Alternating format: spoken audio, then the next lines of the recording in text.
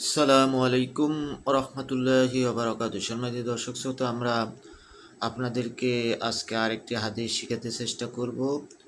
পরবর্তী হাদিসটি পেতে সাবস্ক্রাইব করে দিন এবং সওয়াবের উদ্দেশ্যে সবাইকে শেয়ার করে দিন। যদি রাসূল করিম সাল্লাল্লাহু আলাইহি ওয়াসাল্লাম বলেছেন, তোমরা যদি একটি বাণীও একটি কথাও শুনে থাকো আমার, তাহলে ছড়িয়ে দাও, প্রকাশ করে দাও, বলে দাও। সে উদ্দেশ্যে আপনারা সাবস্ক্রাইব করুন। হাদিসটি হচ্ছে, লা তাবাগাদু ওয়ালা তাহাসাদু ওয়ালা তাদাবারু ওয়াকুনু ইবাদাল্লাহি ইখওয়ানান।